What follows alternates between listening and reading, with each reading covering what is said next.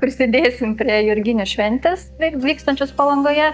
Ir buvo sugalvota padaryti Šventų Jurgių parodą. Tai norėjau parodyti būtent tas įvairias formas Švento Jurgio, kad būtent jų yra labai daug. Bendradarbiaujant su 19 muziejų ir viena privačia kolekcija, mums pavyko surinkti tikrai labai daug formų. Tai yra ir kokliai, ir kelioninės ikonėlės metalinės, lino raižiniai, ofortai, paveikslai, skulptūrėlės, bareljefai ir dar daug kitų eksponatų. Turim ir katalikiškų, turim stačiatikiškų ir turim sentikių. Seniausios parodos muziejinės vertybės kokliai iš 16 amžiaus antrojo ketvirčio, kurias paskolino Nacionalinis muziejus Lietuvos Didžiosios kunigaikštystės valdovų rūmai. Sekantis, tai yra 17 amžiaus antros pusės Biržų piliavietėje archeologinių tyrimų metu rasta kelioninė ikonėlė.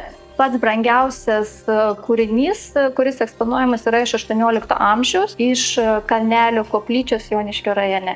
Pagrindinis parodos akcentas yra skirtas dievdirbių darbams ir būtent etnografiniams regionams.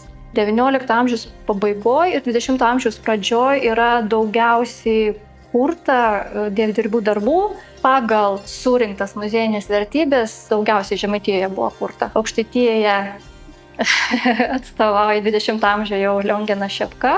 Nuoširdūs žmonės, kurie darė, stengėsi, ir jų vaizdiniai. Nes Šventų Jurgių vaizdiniai, kad ir toje pačioje Žemaitijoje, jie labai skiriasi. Yra jurgiai, kurie išlaikomi yra tradicija romėniškų būdų vaizduoti, bet kitose skulptūrėlėse daugiau yra tokio paprasto žmogaus su to siekiu nugalėti blogį įvaizdis.